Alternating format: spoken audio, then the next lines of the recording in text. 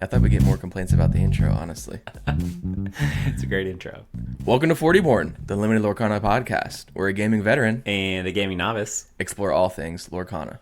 With a focus on limited formats, we cover set reviews, strategy guides, and stuff that nobody asked for. Let's get better in theory. Nice. Talking about Quadrant Theory today. Nice. Super stoked. Yeah. Riveting. Honestly, I'm just sad that Katie and Becky are gone. Yeah, it is a bummer just being here with you again. Yeah, our numbers have never been higher.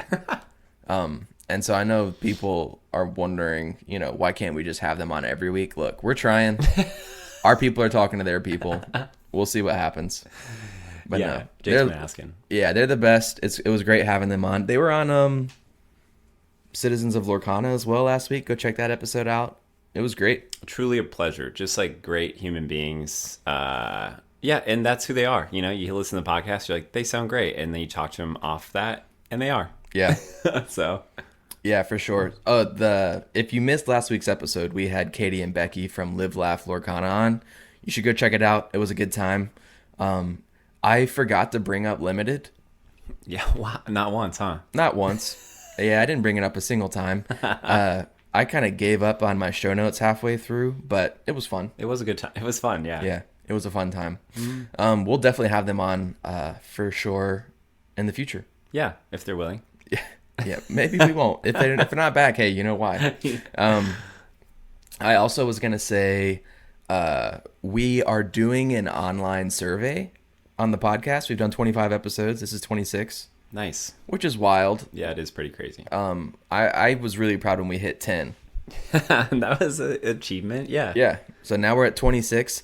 Hop in the Discord to fill out the Google form to give us feedback. We're just trying to see what people like, what people don't like, maybe ideas for new content.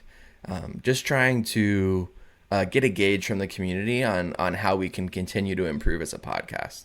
Yeah, and it's been helpful. People have filled out, and the feedback has actually been super helpful. So, yeah, what do we need to change? People can change. We can change. Yeah, I'm worried that baby thinks that people can't change. We got a feedback about references, and now we're just making more that people Yeah, know. Somebody said, I don't always know the references. Okay, you know what? Well, that's very valid. Yeah. College football means nothing to me. Okay, well, it means everything to us. I felt that way like 4 years ago, so. Yeah, well, I get it. You've been converted. Somebody said, what do you dislike about the podcast? Sports. That's valid. You know what? Yeah. You come to think you're going to hear about Lorcana, and we'll get to it eventually. Yeah. But I think you just are excited because you've gotten some compliments, and I just... Yeah, why don't you go ahead and why don't you just read it, maybe? Just This person said, I'd also like to be clear that while Taylor may not be the most experienced card player, he's an incredibly articulate, intelligent, and charming co-host. Wow. So whoever that is, I'm going to go ahead and shoot you my girlfriend's number and then just say that again. Yeah. I actually framed this and put it on my wall. So Thank you. You had it cross-stitched and hung on the wall above your bed. Truly the kindest thing anyone has ever said about me. No, that's not true. Might be. I tell you about how white your teeth are all the time. That's true. Yeah. You do. Well, thanks for the feedback, y'all. It is anonymous, so we don't know who's who. I mean, I think I can guess which one is Knive. What do you like about the podcast? The answer was just limited. I feel like I know who wrote that. But yeah, so give us some feedback. This is a chance to offer us,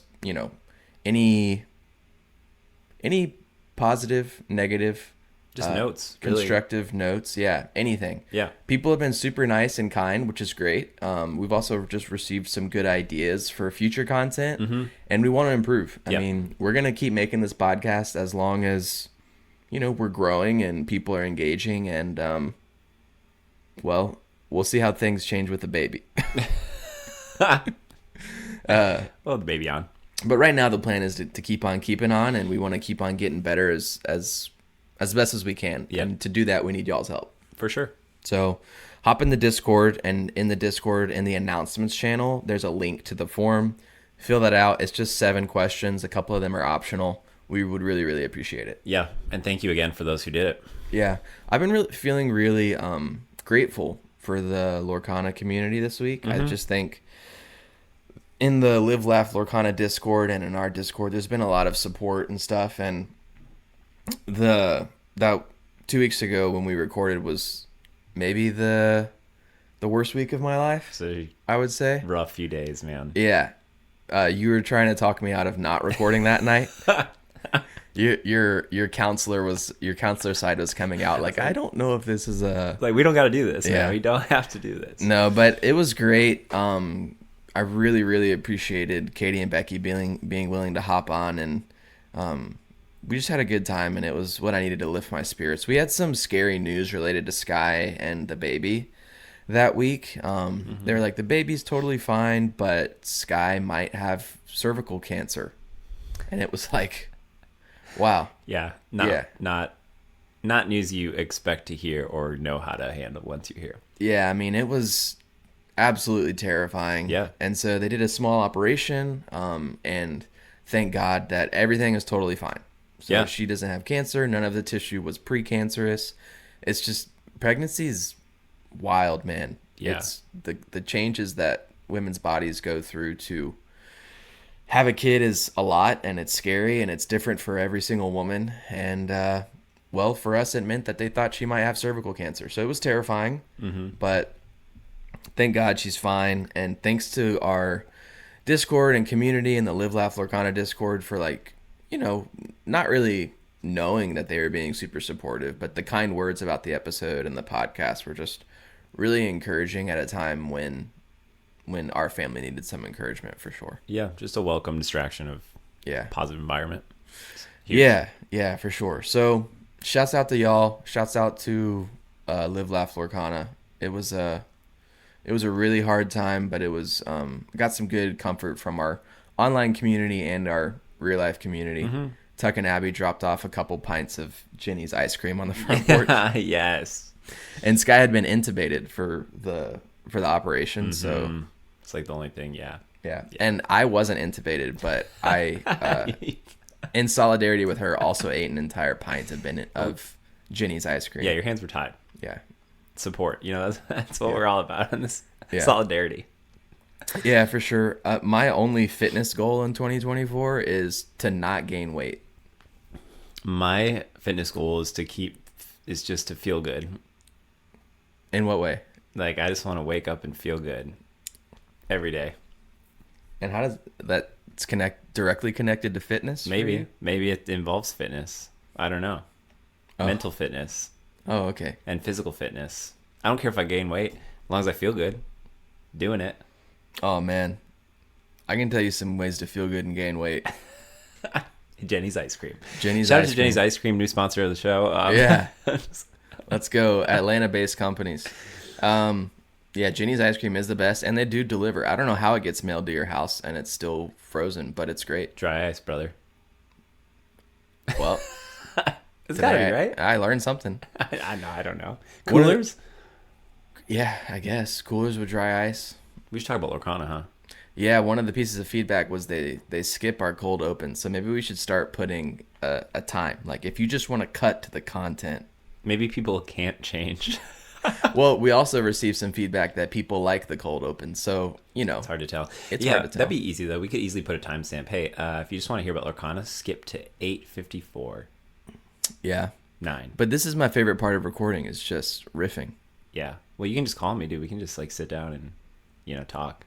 No, just call you and talk? No way, dude. Jake and I actually never talk to each other unless there's a microphone in front of our face. Yeah, I only exist to produce content.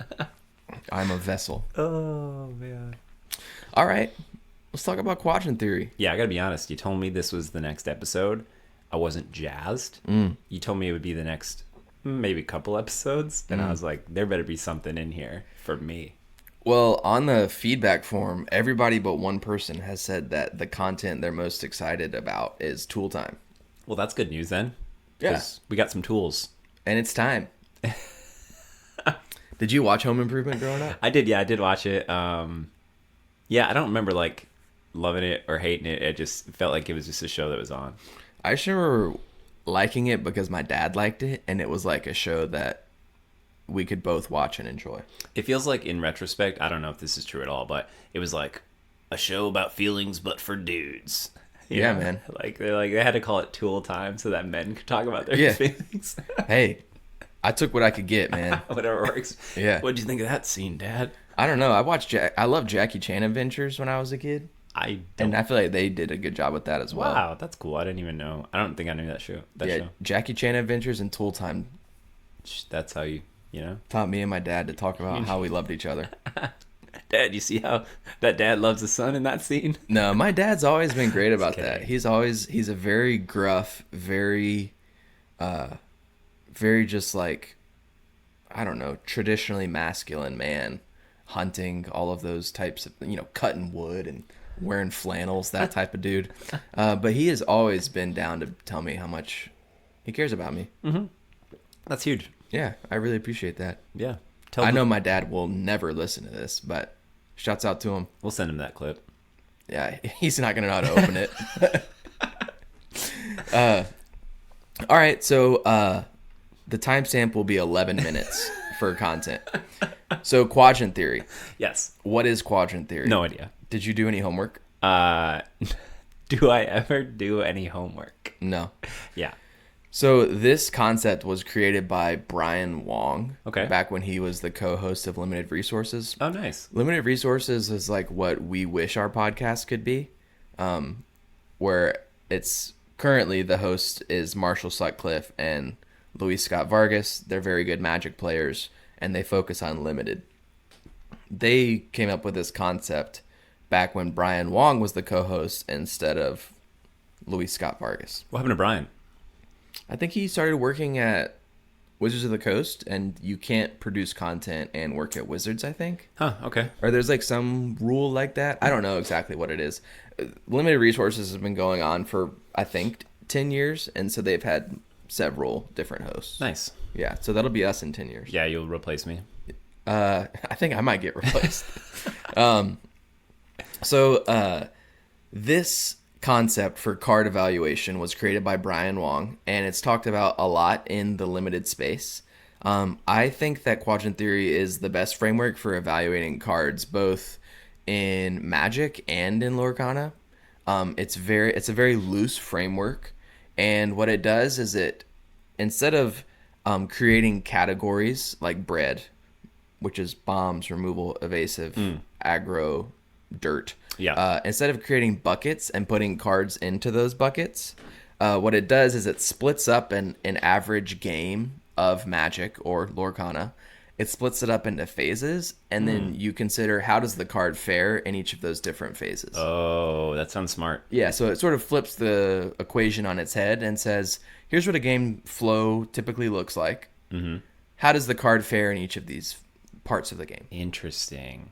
Right? Yeah. So the 4 phases of the game are development, ahead, behind, and parity. Wow, those sound not self-explanatory. Yeah, well, we're gonna get more into those in a minute. Cool. But this framework is useful in Constructed as well. Normally we don't talk about Constructed. Oh, we hate it. Just kidding. But we will talk about Constructed in this, and because this tool is useful in either situation. Nice. It's just helpful for looking at a card and knowing when is the card good, and why is a card good. So it's also useful, and we'll talk about this in a later episode.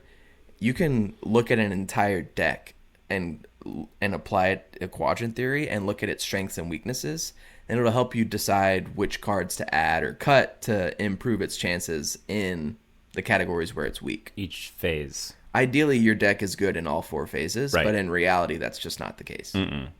Are there phases that are more important than others? There are absolutely phases that are more important than others. We're going to talk about that. We will talk about that at the end, but I'll just say up front, the most important phase is when you're behind. Oh, I knew you were going to say behind. Because that means you're losing. Mm-hmm. And so a card that helps you stop losing is really important because it's very easy to find yourself in a situation in which you're losing. Yeah, I just figured you're a big fan of behind. Yeah, I guess. Yeah, Sky would agree.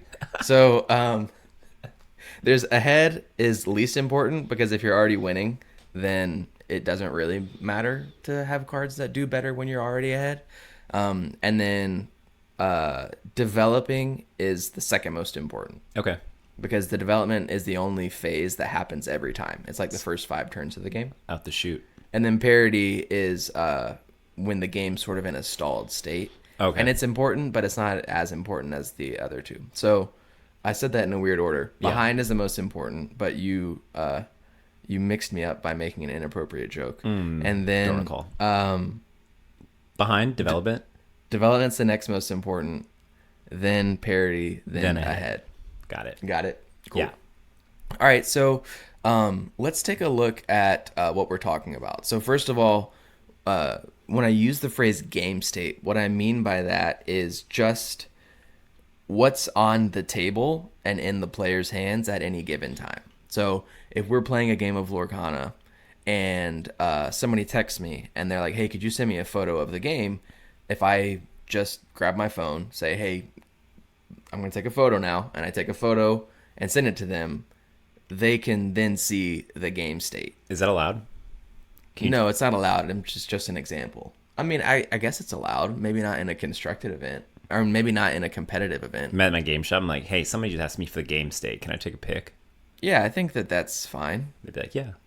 I would probably ask the person across from you if they're comfortable getting a photo taken of them. Right. Yeah. Don't take photos of anyone without their consent. Yeah, that is kind of weird. I really don't like it when people just take photos of... I mean, I'm not a fan of that. But some people don't care. Yeah. Maybe I'm weird. So the game state is, what characters are on the board, how many cards are in your hand, what are the lore totals. Those are the big pieces of the game state of the game at any given moment. Yeah, and if you take a photo of a game of Lorcana, it's probably going to be able to fit into one of these 4 buckets: development, ahead, behind, parity. Oh, that's interesting. Yeah. So that's sort of the idea. There are other situations technically, but they come up very rarely. So yeah, we don't talk about those. Yeah. So the 4 quadrants or phases of the game.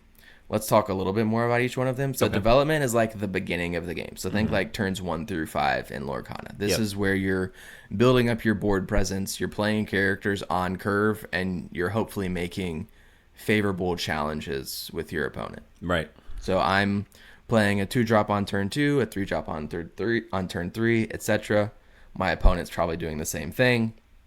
And hopefully I'm able to take out some of their characters with some of my characters. The early game. The early game. Mm-hmm. Ahead. This is any state of the game in which you are winning. Our favorite. Yeah, your favorite. If the game just continues as is from this moment and not much changes, you're going to win. Nice. So either you're really far ahead on lore, or you could be behind on lore but have a lot of characters out, and your opponent doesn't have a lot of characters. Sure. Maybe you have a bunch of cards in your hand, and your opponent has no cards in hand. There's different things that go into it. But think about like inevitability is a good way of phrasing it. Yeah. If right now nothing significant changes, I am en route to victory, that means you are ahead. Yeah. This one I'm not as familiar with. Yeah. It's happened a few times for you. Yeah. But behind, something maybe you have more experience with. Oh, yeah. This is the opposite of ahead. Any state of the game in which you're going to lose. So if things don't change quickly, I'm going to lose this game. You done, foe. Yeah. Your board is empty and your opponent has 3 characters out that are questing, or your opponent's at 19 lore, or, you have no cards in hand and your opponent's just playing on curve still. Yeah, things are looking grim. Yeah, things are looking grim. This is the most important state, and that's what being behind is. Sure. Parity. This is maybe the one that's the trickiest to understand, but this is when you and your opponent have a similar board state. Yeah. It's not clear who's going to win the game. So it could go either way. Maybe you have similar lore totals, similar cards in hand, similar characters on the board. So now this feels like in the development phase you're going to have a lot of parity. So are we just assuming this is like post-development? Now, there's still... Right, so development is just going to be that early game, and nothing really happens till after those like first few turns, and then we're either ahead, behind, parity. Yeah, basically. So development is the only phase that happens every single game. Yeah, that's why having a curve is the most important part of your deck in Lorcana, because if you can play your cards on curve and your opponent cannot, you're probably going to win. Yeah, you're setting yourself up to be ahead after the first 5 turns. Cool. Okay. if you stumble at some point in that, or you have suboptimal characters in your list or whatever, or you can't ink a card because you have too many uninkables in your deck, that's how you find yourself behind after turn 5. Or honestly, in Lorcana, if you're just on the play, or on the draw, meaning you go second, then you're probably going to find yourself behind after the first 5 turns. It's very possible. Yeah. Because there's such a big advantage to going first in Lorcana. Are they going to fix that? Some people don't think it's something that needs to be fixed. Oh. I personally would like to see them implement something. Yeah. I think I heard on Podcana that it's a 60% win rate if you go first. Yeah, that's just kind of wild to me that it's that obvious to everyone, and we're like, no, it's cool. I don't think it is that obvious to everyone. Oh. I think there are some people that think it's fine as is. Oh. My bad. Sorry to those people. But yeah, I feel like the game could use an adjustment in regards to who goes first or second. Yeah. But that's not the point, Taylor. No, sorry. Quadrant Theory. Quadrant Theory.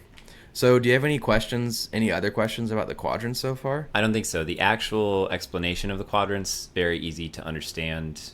Yeah. Putting it to cards in the game, I think I'm not there yet. Yeah, that's where it gets tricky. Right. So let's dive into each phase in more detail. Wonderful. And I might mention some cards, but I think the next episode that we do with this will be looking at specific cards and then possibly looking at actual deck lists and applying Quadrant Theory to the specifics. Nice. Everyone just close the podcast right at the 21-minute mark. This is the context, and then the next episode will be application. Yeah, no, this is helpful. Do you think a lot of people are going to see this like, oh, Quadrant Theory, and just be like, oh yeah, I know everything about that? Or do you think this is like for Lorcana players? Do you think this is a relatively new? I think this would be a new concept for a lot of Lorcana players. Cool. Okay. But I think that a lot of experienced players will be interested to see what we say. Awesome. Because like the applications are very similar, but it's sometimes helpful to hear it articulated within the framework of Lorcana. The actual, yeah. Nice. Which we'll probably do more of next episode. So, development. Yes. This is, like we said, the beginning. Yep. Whoever can maximize the ink spent per turn is probably going to set themselves up to be ahead after development. Nice. Because the cards, the power level of the cards in Lorcana are pretty similar. Like, I feel like if you can hit even just a vanilla card on turn 1, 2, 3, 4, and 5, you are probably going to win. You're in good shape. Yeah. Like, I think that having cards that have abilities is exciting, but I think a lot of the time you will fare just fine having a lot of vanilla characters in your list. That's a really interesting take. Yeah. I feel like just make a straight vanilla deck and.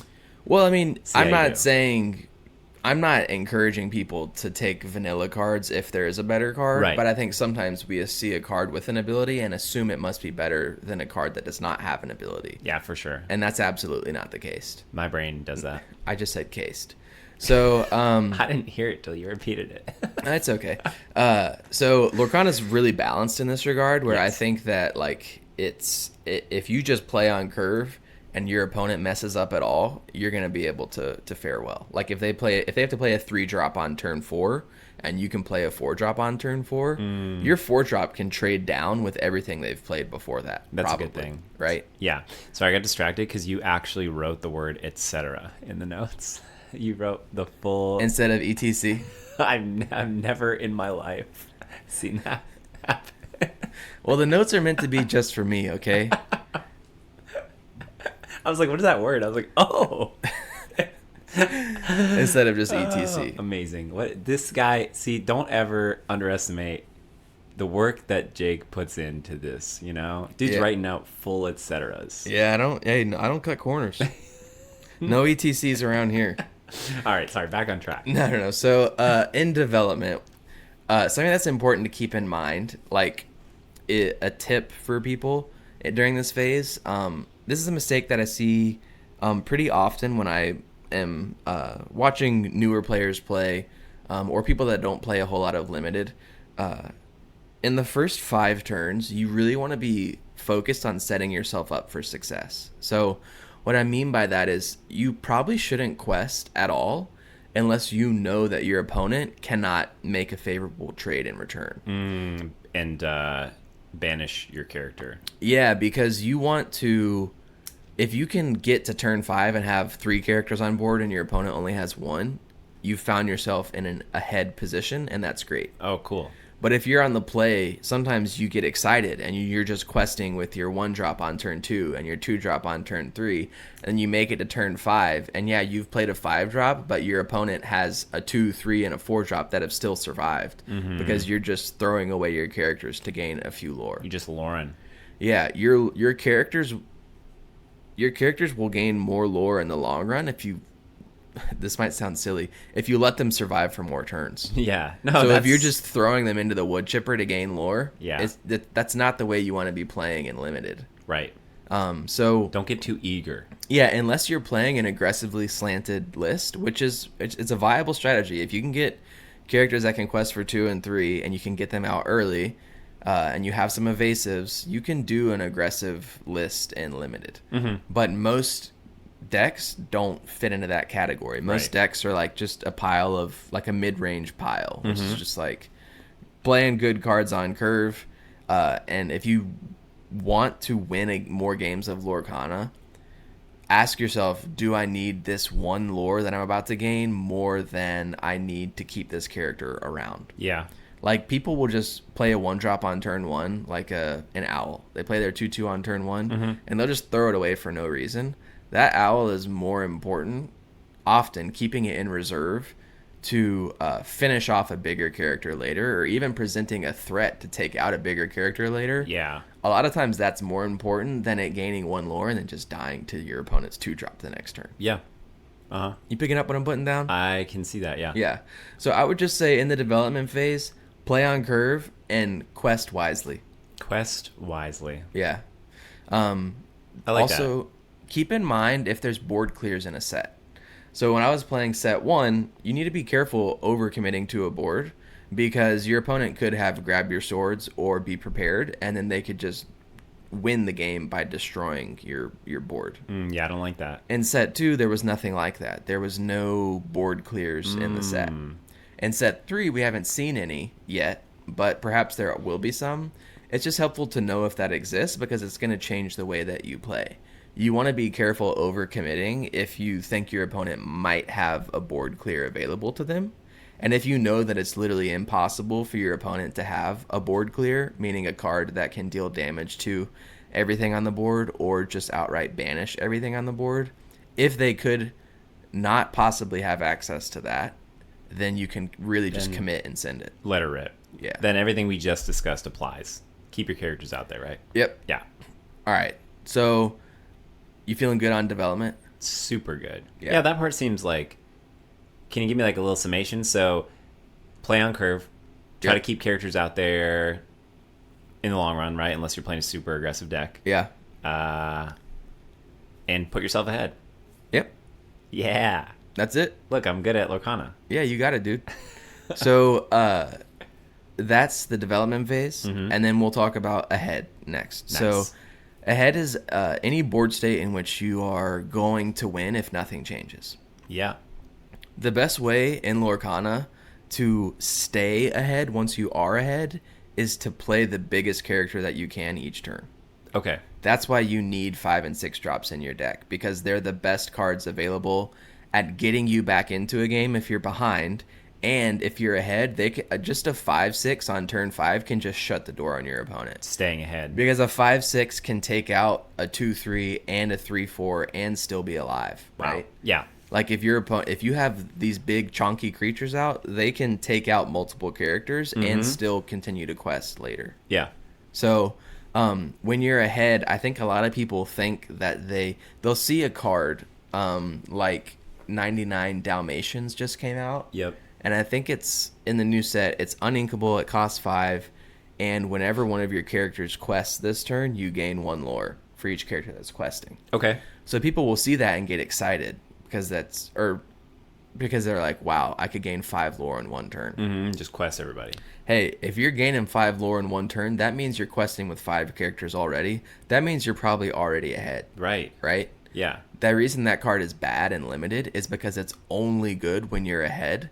And we don't want cards that are only good when you're ahead. Right. So if you look at a card and it has no value when you're developing, like 99 Dalmatians. Because you can't ink it, and it's a 5. It's uninkable and it costs 5. So it's useless for the first 5 turns. Sure. It's no help when you're behind, because if you're behind, that means you probably don't have characters on the board that you can quest with. Yep.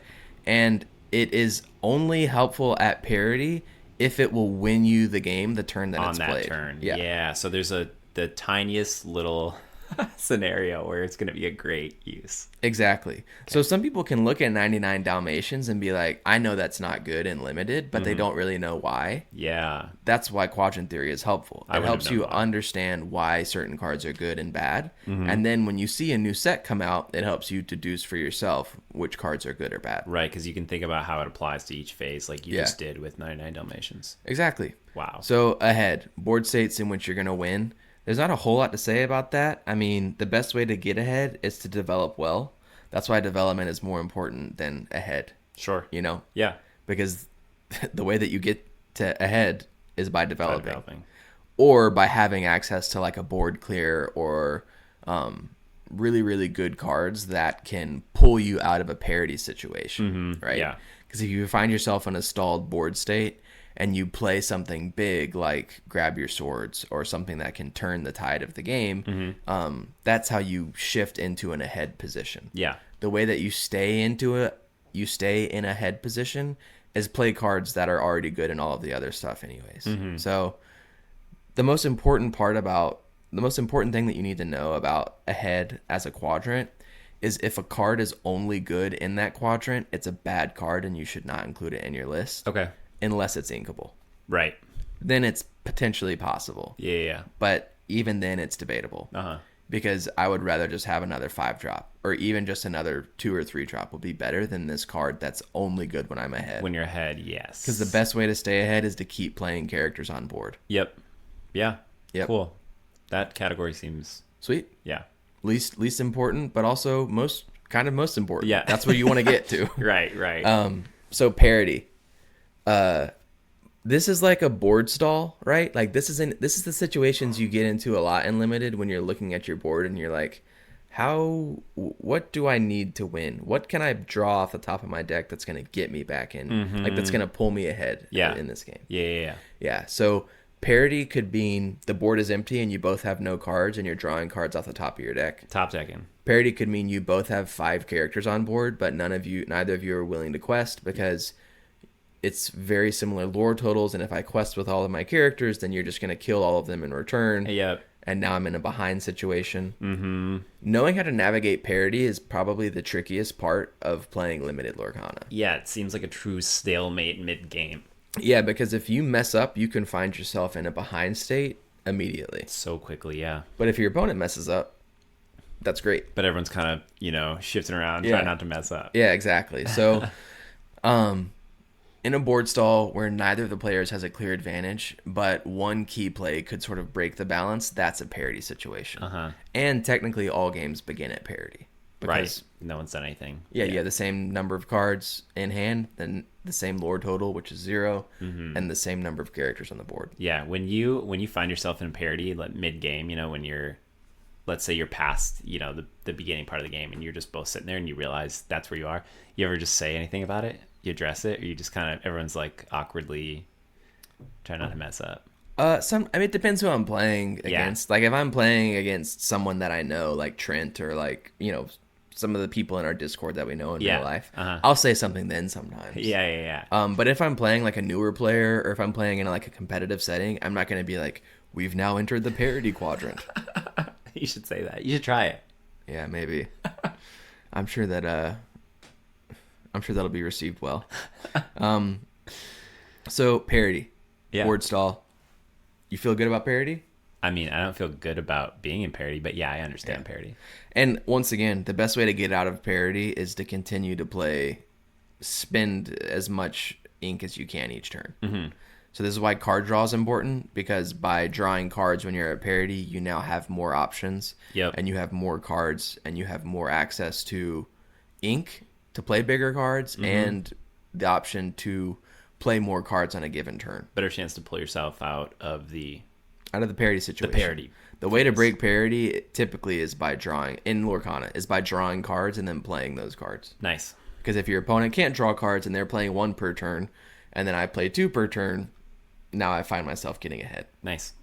Cool. You picking up what I'm putting down? Sure am. That's why card draw is so important in Lorcana, and that's why, once again, having those 5 and 6 drops is important. Yeah. Those are the 2 best ways to break parity. Play bigger characters than your opponent, and or play more characters than your opponent. Uh-huh. Easy to understand. Last quadrant. Behind. Nice. Behind. Behind is a situation where you're going to lose. Very familiar with this quadrant. And it doesn't mean that your opponent's at 19 lore. Yeah. That doesn't, I mean, obviously that counts. But even if they're at 5 lore and I'm at 0 lore, but they have 3 characters that can quest every turn and I have 0, I am behind. Not a good situation to be in. They're going to win unless something drastic changes. Right. And I think that it's important to be able to identify when you are behind, because I think a lot of people don't recognize that they're behind and play like they're at parity. So what I mean by that is, when you're behind, the way to get out of being behind, ideally, is by drawing a big character and playing it, and then taking out multiple of their characters with that big character. Trying to even the playing field. Yeah, even the playing field. Or it's by drawing a removal spell that allows you to take out their character that's questing for 3 every turn. Yeah. So the ways to get out from being behind is removal, playing bigger characters, drawing cards, yes, but you don't really want to spin your wheels just drawing cards, because when you're behind, if you die with 9 cards in hand, you died. Yeah. You need to be getting cards on the board. Yeah. Because that's how you get their characters off the board. Right. So. Now, wait, I have a question. Yeah. You said that oftentimes it's hard for people to get out of being behind because they don't recognize that they are behind. Yeah. Do you think that's just like a mental state of like people playing the game? Like, you don't want to accept the fact that like I'm very behind right now? Or what do you think blocks people from understanding that or realizing that? So there's a concept there's an article in Magic that's very famous called "Who's the Beatdown?" Okay. We'll cover it eventually. Nice. Probably in Tool Time. Yeah. And I highly recommend people to go read that. Okay, cool. Because it's really hard sometimes to identify who is the aggressor and who is the defensive player in trading card games. And I think that ties into people being unable to recognize when they're behind. Yeah. Because sometimes people are behind and they don't realize it because they're like, oh, I'm still questing. Right. My characters are gaining lore. Things feel fine. I'm fine. I'm questing. Yeah. But you don't realize that they have the favorable board state, right? Like they have 5 cards in their hand and you have 1. Yeah. So yeah, you technically have as many characters out that are questing as they do, but you're behind because you're at 5 lore and they're at 5 lore. And yeah, you have 2 characters that can quest and they have 1 character that can quest. But that's changing within the next 2 turns. They got a mitt full of characters just waiting to drop them. Yeah. So being able to identify when the tide is turning is very important because it changes the way that you play. Maybe you should stop questing and realize you got to start challenging because they're going to beat you in this race. Yeah. And it's not just about lore totals. It's about like momentum and about game state. Yeah.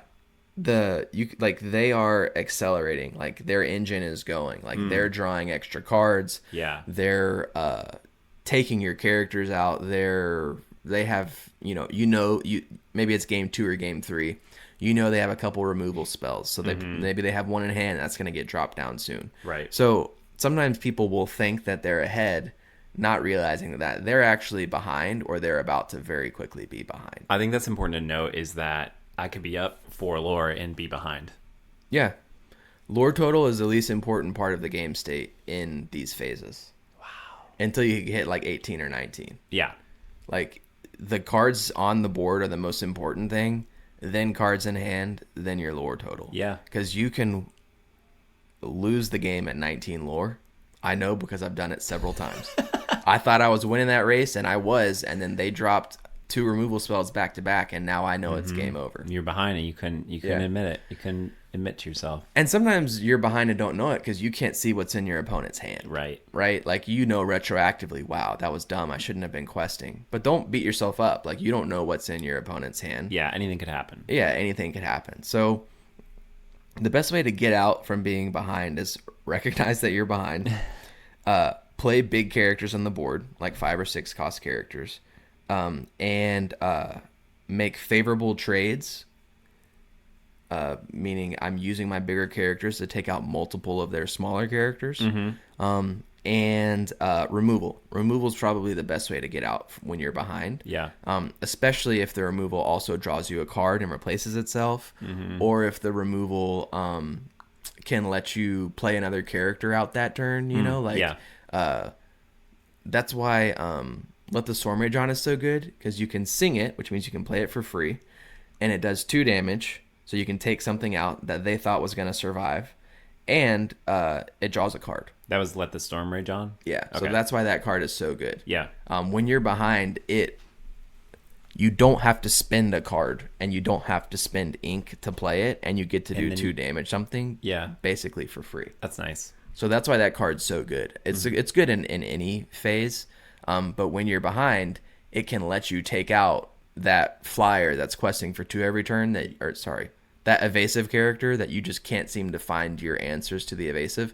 That can be what closes the door on that route to victory for them. Yeah. And now you're back in the driver's seat. Is flyer a magic term, Jake? It is, yeah. You son of a gun. Yeah, reset the clock.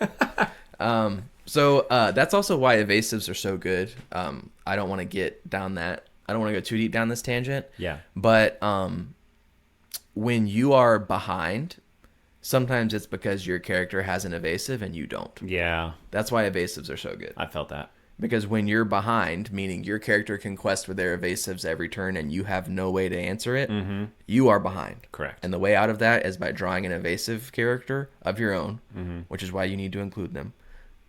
And also because the flip side is true. You want them when you're ahead as well. And removal. So that's why bread is the way that it is. Like, basically bread is like, what's the most important stuff when you're behind? Bombs, removal, evasive. Yeah. And then aggro and duds is just other things. Right. All the other stuff. So that's the 4 quadrants. Nice. So, like we touched on this, not all 4 quadrants are created equally. Sure. But the most important cards are the cards that are good when you're behind and cards that are good when you're developing. Yes. Yep. And we have a few notes on this. Like, we're going to look at specific keywords, like why is Challenger a good keyword? How does it fit into these quadrants? We're going to look at individual cards, and we're going to look at decks, like deck archetypes. How does an aggro deck fit into this framework, either in constructed or in limited? And how could you sort of shore up the weaknesses in your deck as you're moving through a draft to make sure that you have answers when you're behind? Yeah. Stuff like that's important to recognize as you draft. Right. That's how you build the better deck. There's a lot to think about. There's a lot to think about. But hopefully this helps that. Yeah, but we're giving people the tools to think about these things. Right. Yes. And if you heard all this and you're like, I don't know, that's too much for me, that's okay. Just keep on drafting. You don't have to think about any of this stuff, and you'll still probably win sometimes. Very true. Yeah. We're splitting hairs here. I mean, this is important, but it's like this is like next level type stuff. You don't need this to enjoy drafting. Yeah, take what you need. Take a piece from this that you can think about. That doesn't make it more stressful. Yeah, absolutely. Okay, well, I think that's it for this first episode. We're at 45 minutes, so I think we can call it quits. And the next one, we'll dive into some additional notes and things to think about and some concrete examples. I must say, I had a good time talking about Quadrant Theory. Does that shock you? It does, a little bit, yeah. Yeah. It does. It's interesting. It's interesting to think about. I agree. Yeah. Well, should we do a pack one, pick one? Yeah, let's do it. Do you want me to go first? Yeah. Guys, I read a book. You wrote? I read. Oh, come nice. on, man! That's a big deal for me. That is a big deal. It took me like a month, which is also a big deal. Maybe like a month and a week. Yeah. But as we know, I've discussed, I love books. Reading is hard. So the book I read was Chain Gang All Stars. It was on the Times, I think, best books of last year, but honestly, incredible. Check it out. It was just, I can't say enough good things about it. It's the best book I've read in a long time. It was super interesting, easy to read, provided a lot of like commentary on American prison system, but in a way that was like a futuristic kind of dystopian story. Just really, really great writing. Cared about everyone involved. Yeah, the current for-profit prison system is not dystopian, so they had to write a dystopian book. Right, yeah. About how bad it could be. They're like, it could be worse. Yeah, so be grateful. That's the moral of the story, I'm assuming. Yes, very much not that, but you should check it out at least like I got it from the library, so you know. Chain Gang All Stars. Chain Gang All Stars. You know who wrote it? Yeah, I don't have his name in front of me. He wrote Black Friday. There's a collection of short stories before this, I think, and got some recognition for that. I apologize. I should have written his name down. I would have said it wrong anyway. I mean, Google will tell you. But Google it, yeah. Chain Gang All Stars. Chain Gang All Stars. It's on my to-read list. Yeah, really, really enjoyable, honestly. I'll move it up. Enjoyable in a weird way. It's like weird to say that based on the content of the book, but it was like, the writing was just so good. Yeah, books, I think books can challenge us and be enjoyable. For sure. Have you read The Hunger Games? Okay, so this book reminded me of The Hunger Games, just in the format of like what is being done in the book, but very, very different. Like fighting to the death. Right, stuff. that part. Yeah. Yes. Sweet. Love triangles? In the book? Yeah. Yeah, in a sense. Hey, I'm in. All right, I'll also pick a book. Nice. So I recommended the first book in this series by Heather Fawcett, the Emily Wilde series. It's just like the coziest fiction that I've ever read. What was the first book again? Emily Wilde's Encyclopedia of Fairies. Okay, yep, I remember. Yeah. And then this is Emily Wilde's Map to the Otherlands. Cool. I've had a couple people reach out to me and thank me for recommending this on the podcast. Wow. Becky from Live Laugh Lorgana was like, I just finished it. What should I read next? That's like it. That's amazing. And I can't recommend anything else that's like it because it's the best version of cozy fiction I've read. I think a lot of like cozy fantasy, like that genre, is really poorly written. This is incredibly written. That's awesome. Yeah, the prose is fantastic. The main character is this crotchety academic woman that she just wants to stay in a warm place and write about fairies, but she just keeps getting pulled into some crap. Shenanigans. Yeah, and she's got to figure it out. That's nice. So it's almost fairy Sherlock Holmesian, where she's like using clues and stuff from like mythical like folklore and her academic experience as a dryadologist, meaning like in this world everybody knows that fairies exist, and it's like seen as a realm of science that's like reputable, and like you can go to Oxford and study it. That's what she does. Cool. And so it's her up to some shenanigans trying to interact with fairies. I love that. Yeah, it's a good romance book. I highly recommend it. So the second one is out. I've read it and it's great. Nice. I might have to read. I can read now, so I might have to check out that first one. Yeah, new skill unlocked. Reading. Okay, well that's Quadrant Theory. If you want to chat with us about it, hop in the Discord. People will have thoughts, and we'll probably start chatting about how to apply it. This is coming out on Tuesday. As always. Yeah, as always. So that's not even helpful because y'all don't know what today is. So we'll talk about it next week, or when this is released this week in the Discord. The following week, we'll do a follow-up episode where we'll talk about examples and stuff. And I think we might have a special guest for the next week. Nice. More guests, more fun. Reflect on Rise of the Floodborn. I love that. And then it's release week. Nice. Wow. We're going to be in those Inklands sooner than you know it. In the thick of it. Yeah. I'm going to be so inked up. Yeah. It's going to be sick. A lot of cards have been released, and it's got me hyped. Yeah. It's going to be exciting. Hey. Truly.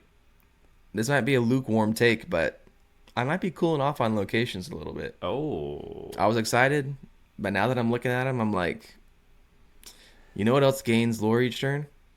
Characters. You know, there's a wise man that once said in the Discord, hot take, our location's lame.